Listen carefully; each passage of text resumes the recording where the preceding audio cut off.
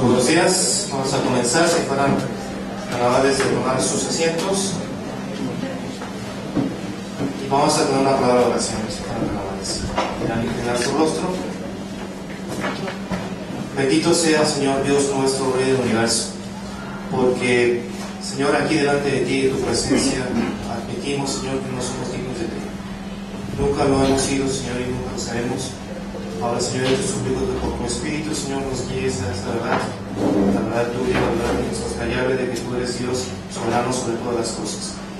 Te damos gracias, Señor, porque te ha parecido revelarte a través del libro de Juan. Y te damos gracias, Señor, porque en esa revelación encontramos vida, encontramos abundancia de vida. Y ahora, Señor, yo te suplico que tu Espíritu, Señor, nos guíe hacia esa verdad, Señor. Te damos gracias por tu amor, en el nombre del Señor Jesús. Bueno, como ustedes recordarán, estamos viendo y leyendo y estudiando el Evangelio según San Juan. Vamos ya en la tercera lección y ha sido muy gratificante ver cómo la iglesia, en particular todos ustedes, se han estado con cierta dedicación y con cierto empeño metido en el asunto de estudiar la palabra de Dios sistemáticamente, ¿no? En este año, como ustedes sabrán, y bueno, para los que no sepan, estamos estudiando el Evangelio según San Juan, y este estudio nos va a llevar alrededor de unas 30 semanas, particularmente en este ciclo lectivo y en el siguiente, ¿no? Entonces, damos gracias a Dios también porque los niños, los muchachos, los jóvenes están involucrados en el mismo estudio, y yo venía caminando acá junto con mi madre, que la acompañé de la puerta de entrada, y es muy gratificante el alma ver cómo los niños, cómo ver todos ustedes sentados en armonía estudiando la revelación de Dios para nuestras vidas, ¿no?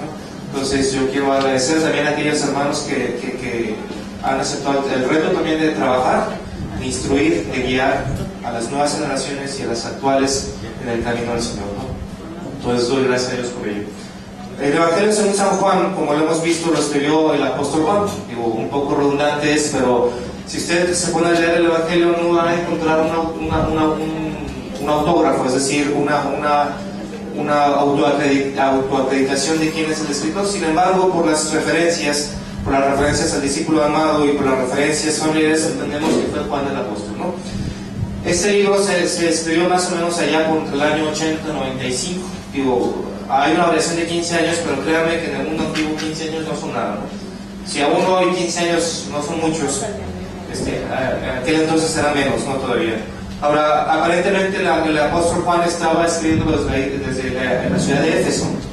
Ahora, es importante esto porque un poco el contexto que vamos a leer, que tiene que ver con esto, habla sobre ello, ¿no? Sin embargo, antes de continuar, quisiera empezar a relatarles una historia interesante que es verídica, porque es un testimonio de un hermano que ahora se dedica al evangelismo como tal, ¿no? Él es evangelista. Resulta ser que él nació allá en la India más o menos en los años 1950, 1955 más o menos. Y él venía, aún a pesar de que él venía a la India, él nació en la ciudad de Madrás, que tiene cierta tradición cristiana dentro de la India. Y él creció en un ambiente religioso, propiamente cristiano. Aun cuando tenía algunos familiares y algunos conocidos que no eran cristianos, que de alguna forma estaban más involucrados en la cultura hindú, él era cristiano, él venía de esa ascendencia. Él cita que su bisabuela se convirtió con unos evangelistas ingleses que fueron a esa ciudad de Madrás, ¿no? Ahora, interesante es ver que él, aun cuando tenía contacto de alguna manera con la cultura cristiana, pues él no conocía al Señor como su Salvador, propiamente, no tenía una relación personal con Dios, ¿no? En ese devenir, su papá empezó a escalar puestos en la política, en el gobierno de Nueva Delhi. Ellos se trasladaron a Nueva Delhi, la capital, y su papá llegó a ser el primer ministro. O sea, está el primer ministro y él era algo así como el secretario del Interior, propiamente, ¿no? Entonces él tenía mucho poder, ¿no? Mucho poder político dentro de la India. Entonces él conocía a Nehru, conocía al primer ministro, él conocía a muchos funcionarios, conoció a dignatarios de otros países. Sin embargo, él por ser el hijo del medio, no era ni el mayor ni el menor, la relación con su padre era muy difícil. Sin contar que su papá, además, por su misma cultura, el mismo trasfondo y sus mismos puestos, pues era bastante autoritario, ¿no? Él, en ese sentido, pues realmente no le faltaba nada. Él vivía, si no con mucha abundancia, él estudiaba en colegios privados. Él tenía acceso a la educación, él tenía acceso a la medicina, él tenía acceso a todo eso. Sin embargo, él comenzó a caer en una depresión. Era un muchacho de 1,80 m, delgado, un poco más alto que yo. Y adicionalmente era deportista. No sé si ustedes aquí en esta zona del país no somos muy beisboleros, no nos gusta mucho el béisbol. Digo, agradezco mucho que mi cuñado me haya invitado a un juego de béisbol en este verano pasado que fuimos a Estados Unidos, pero me caí una aburrida, hermano. Ya en la séptima de tarde yo ya estaba. Bueno, hay un deporte similar, pero inventado por los ingleses, que se llama el cricket. Pues este muchacho, y el cricket puede durar hasta una partida de cricket puede durar hasta 2 días. No sé qué tan interesante será. Sin embargo, este muchacho era muy bueno para el cricket, ¿no? Entonces él tenía cierto prestigio social, tenía cierto prestigio escolar, deportivo. Sin embargo, el vacío que había en su vida era tan hondo, que él pensó muchas veces en suicidarse. Ahora, este muchacho era moralmente bueno. Sin embargo, no existía ningún propósito en su vida. Dicho esto, él de alguna forma intentó consumir el hecho del suicidio. En una noche en su casa, él solo ingirió veneno para ratas. Y dice que de ahí no recuerda nada hasta que despertó en una unidad de cuidados intensivos. Ahora, por el trasfondo social, aquí aún en México y hace algunos años, el suicidio era algo que ni tan siquiera lo mencionábamos. Ahora, traslada esto a la India de los años 50 y era más allá de un tabú, era una mancha social, ¿no? Entonces, aún su papá, la primera reacción que tuvo sobre este hecho fue guardar silencio y no hablarle durante unos 3 o 4 años. A ese nivel estamos hablando. Bueno, vamos a dejar esta historia que la vamos a retomar un poco más adelante y vamos a retomar el libro de Juan. Si ustedes leen el primer versículo del Evangelio de Juan, dice: en el principio era el verbo, y el verbo era con Dios, y el verbo era Dios. Aquí el apóstol está ubicando una esfera espacial mucho más allá del tiempo. Dice, más allá del tiempo, más allá de lo que ustedes conocen, de lo que ustedes ven y perciben, más allá de lo que ustedes pueden percibir con sus sentidos, existía el verbo. El verbo era la sustentación de todo, era la razón de todo, era la razón de la existencia de todo lo que vemos, ¿no? Dice, y ese principio, es en el principio con Dios, y dice, todas las cosas por quién fueron hechas, por Él. Dice, y nada de lo que ha sido hecho fuera hecho si no fuera por quién, por Él. Él es el principio, la razón de toda la creación. Ahora, interesante eso, dice, en Él estaba la vida y la vida era la luz de los hombres. Esto es muy interesante, porque si ustedes ven, todo el Evangelio de Juan habla de la vida abundante. Ahora, en nuestros días, el concepto de vida ha ido cambiando. Ahora la vida, ¿cuál es la razón de nuestra vida? ¿Cómo es que la conceptualizamos? A través del éxito, de alguna manera, ¿no? Es decir, yo soy o tengo una muy buena vida. De hecho, hay unas series de televisión que se llaman también La Buena Vida de los Ricos.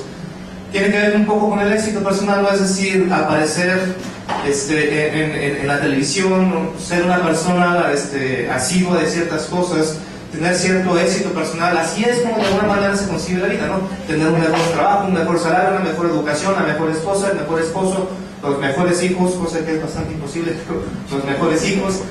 Y así es de alguna manera como nosotros conceptualizamos la vida. ¿Cómo es que usted conceptualiza la vida? ¿Cómo la conceptualiza? Aquí dice que la vida no es sino ¿quién? Dios.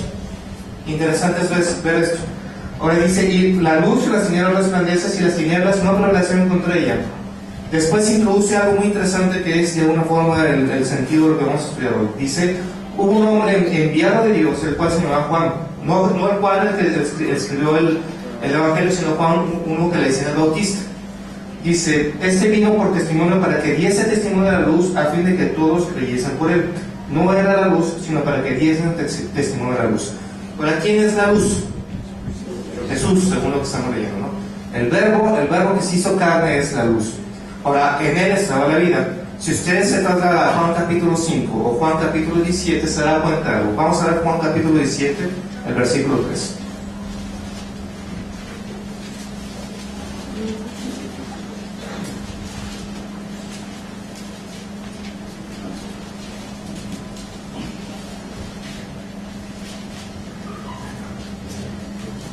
Dice, versículo 1, Padre, la hora ha llegado, glorifica a tu Hijo, para que también tu Hijo te glorifique a ti, como le has dado potestad sobre toda carne, para que dé vida eterna a todos los que le diste. Y esta es la vida eterna, que te conozcan a ti, el único Dios verdadero, y a Jesucristo a quien has enviado. yo te he glorificado en la tierra, he acabado la obra que me diste que hiciese. Ahora pues, Padre, glorifícame tú al lado tuyo con aquella gloria que tuve contigo antes que el mundo fuese. Versículo 3, vuelvo a leer, dice: y esta es la vida eterna, que te conozcan a ti, el único Dios verdadero, y a Jesucristo, a quien has enviado.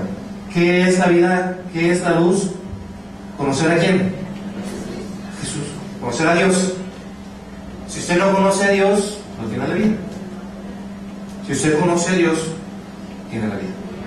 Al parecer, por toda la argumentación que hace nuestro Señor en el capítulo 17 y un poco en el capítulo 5, la vida tiene que ver con la capacidad espiritual, evidentemente, para que usted pueda disfrutar, deleitarse y percibir ¿qué?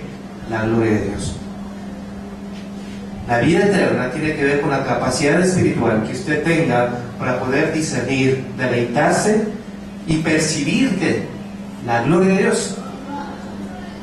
¿Para qué quiero decir con esto?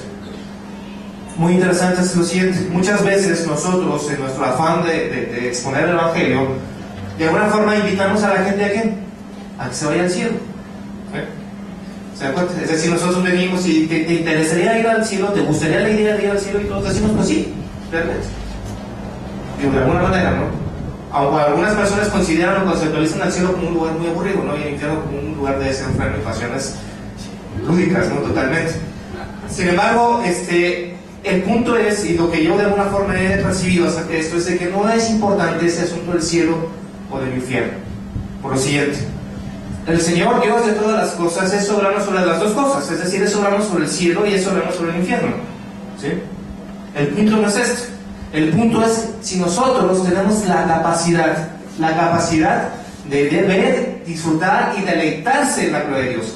Usted en el cielo, si el Señor le ha permitido conocer la salvación a través de su Hijo, usted va a estar en su presencia ¿cuánto tiempo? Por siempre. Y la vida eterna se conceptualiza desde momentos, desde ahora, evidentemente, en nuestra capacidad de poder percibir la gloria de Dios. Y cuando estemos en su presencia, ¿qué es lo que vamos a hacer toda la vida, toda la eternidad? Deleitarnos en la persona de Dios. Deleitarnos en la persona de Dios por siempre. Ahora, ¿la presencia de Dios está en el infierno? Pues por supuesto que sí. Solamente que aquellas personas que estén en el infierno no tienen esa posibilidad espiritual de poder deleitarse en la presencia de Dios. Nosotros nos deleitamos en la presencia de Dios y caemos de rodillas en adoración y gozo perpetuo porque ahí está Dios. Pero otros sufrirán y tendrán miedo y terror porque ahí está la presencia de Dios